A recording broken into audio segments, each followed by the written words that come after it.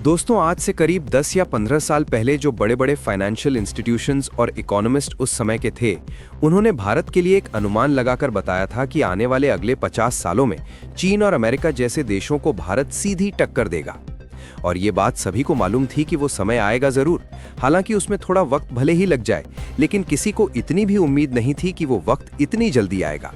और कमाल की अब देखने को मिल रही जब यूरोपियन यूनियन के उन 27 अमीर देशों के साथ भारत का एफटीए साइन हो गया, जिनके साथ एफटीए को लेकर तो बातचीत पिछले 19 सालों से चल रही थी।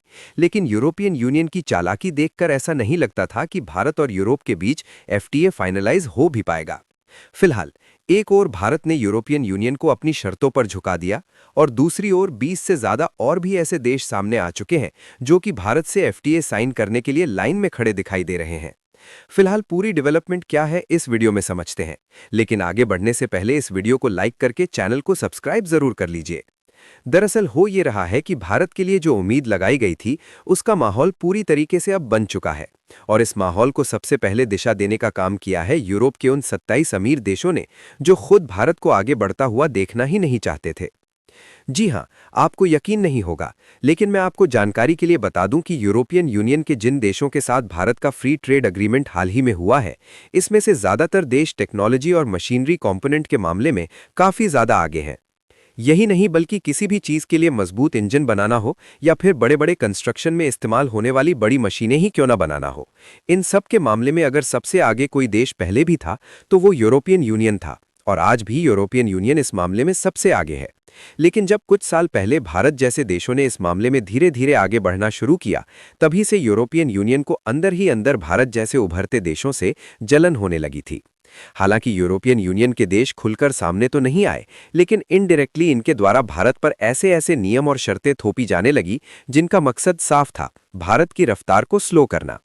कभी पर्यावरण के नाम पर कार्बन टैक्स की बात उठाई गई, तो कभी लेबर स्टैंडर्ड्स और डेटा प्रोटेक्शन जैसे मुद्दों को आगे कर दिया गया। उदाहरण के तौर पर यूरोपियन यूनियन ने साल 2013 के बाद से कई बार भारत के स्टील, टेक्सटाइल और केमिकल प्रोडक्ट्स पर नॉन टैरिफ बैरियर्स खड़े किए। 2021 में तो यूरोपियन यूनियन ने सीधे सीधे सीबीएम यानी कार्बन बॉर्डर एडजस्टमेंट मैकेनिज्म का ऐलान कर दिया, जिसका असर सबसे ज्यादा भारत जैसे मैन्युफैक्चरिंग देशों पर पड़ना तय था।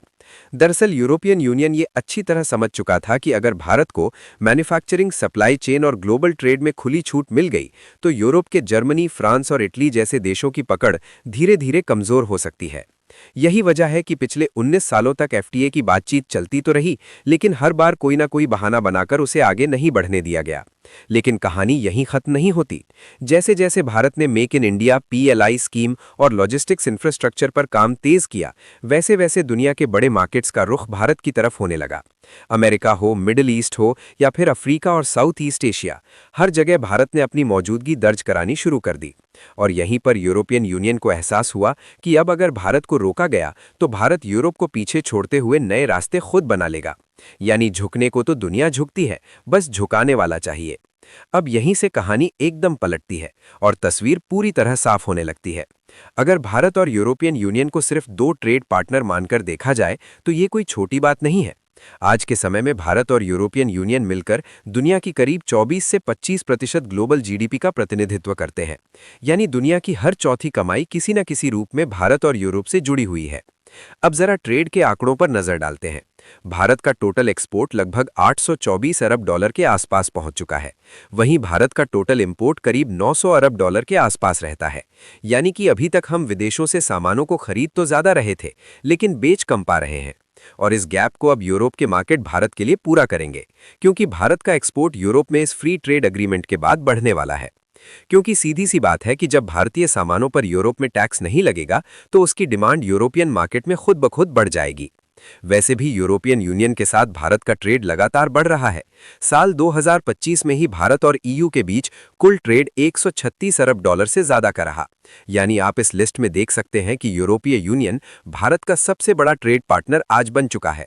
और कमाल की बात जानने के लिए आप इस दूसरे वाले ग्राफ को आप अपनी स्क्रीन पर देखिए, जहां आप देख सकते हैं कि 2020 के समय भारत यूरोप के साथ व्यापार घाटे में था, लेकिन 2025 में भारत का ट्रेड सरप्लस रहा। और रिपोर्ट बता रही है कि अब भारत यूरोप ने मिलकर 27 ट्रिलियन डॉलर की मार्केट को खोल दिया। अब सवाल उठता है कि भारत यूरोप को भेजता क्या है। तो दोस्तों, भारत सामान्य तौर पर यूरोप को फार्मास्यूटिकल्स, रेडीमेड गारमेंट्स और textile, auto parts, IT services, chemicals और इंजीनियरिंग गुड्स एक्सपोर्ट करता है। वहीं दूसरी ओर यूरोपियन यूनियन से भारत क्या मंगाता है? तो इसमें सबसे बड़ा हिस्सा होता है high and machinery, industrial equipment, aircraft और एविएशन पार्ट्स, ऑटोमोबाइल्स और एडवांस टेक्नोलॉजी से जुड़े प्रोडक्ट्स। अब एफटीए के बाद सबसे बड़ा बदलाव यही होगा कि भारत के प्रोडक्ट्स पर लगने वाला भारी भरकम टैक्स कम होगा, जिससे भारतीय कंपनियों के लिए यूरोप का मार्केट और सस्ता और आसान हो जाएगा। यानी भारत का एक्सपोर्ट सीधे सीधे बढ़ेगा, फैक्ट्रियों में काम बढ़ेगा और रोजगार के नए मौके बनेंगे। यूरोपियन यूनियन को भी फायदा मिलेगा, क्योंकि उन्हें भारत जैसा बड़ा, तेजी से बढ़ता हुआ और भरोसेमंद मार्केट मिलेगा। लेकिन अगर फायदे की तराजू पर देखा जाए तो लॉन्ग टर्म में ज्यादा फायदा भारत को ही मिलने वाला है, क्योंकि भारत मैन्युफैक्चरिंग और सर्विस दोनों में अपनी पकड़ मजबूत कर रहा है। और यहीं पर समझ में आता है कि जो यूरोपियन यूनियन कभी भारत को रोकने की कोशिश कर रहा था, आज वही यूरोपियन यूनियन भारत की कमाई बढ़ाने का जरिया खुद बनता जा रहा है। और भारत की कूटनीतिक पावर का अंदाजा आप इसी बात से लगा सकते हैं कि भारत से एफटीए करने के लिए खुद यूरोप की टीम को भारत आना पड़ा। और सबसे दिलचस्प बात यह है कि भारत की अहमियत अब समझने वाले देशों की संख्या बढ़ चुकी है। और अमेरिका जैसे बेवकूफ देश को छोड़ दिया जाए तो टोटल 50 से भी अधिक देश हैं जो कि भारत से एफटीए साइन करने के लिए लाइन में खड़े हैं। और इन्हीं 50 देश में से यूरोप के 27 देशों के साथ इतिहास का सबसे बड़ा फ्री ट्रेड समझौता तो भारत में कर लिया, लेकिन अभी भी 25 से अधिक ऐसे देश हैं जिनके साथ भारत की बातचीत चल रही है। लेकिन वो जल्द से जल्द भारत से इस एग्रीमेंट को करना चाहते हैं, ताकि उन देशों के लिए भारत का मार्केट एक्सेस मिले और भारत के क्वालिटी प्रोडक्ट सस्ते दामों में दुनिया के कोने कोने में पहुंच सके। हालांकि 50 देश की लिस्ट भारत ने तो 2025 में ही तैयार कर ली थी, लेकिन अब यूरोप के साथ इतिहास का सबसे बड़ा ट्रेड एग्रीमेंट होने के बाद और भी देश की कतार बढ़ रही है। और केवल अमेरिका ही है जो कि अभी भी भारत की अहमियत नहीं समझ रहा और भारत के ऊपर टैरिफ के बाद टैरिफ लगा रहा है। इसीलिए कई बड़े फाइनेंशियल एक्सपर्ट अमेरिका को बेवकूफ़ी की कैटेगरी में भी डाल रहे हैं। बाकी आप लोग भारत की इस ऐतिहासिक जीत पर क्या कहना चाहेंगे? अपनी राय नीचे कमेंट करके जरूर बताएं और इस वीडियो को एक लाइक करके अपने मित्रों तक शेयर जरूर करें, ताकि उन्हें भी जानकारी मिल सके। इसी तरह और भी नॉलेजेबल वीडियो देखने के लिए चैनल को सब्सक्राइब करके बेल आइकन को ऑल पर जरूर सिलेक्ट करें।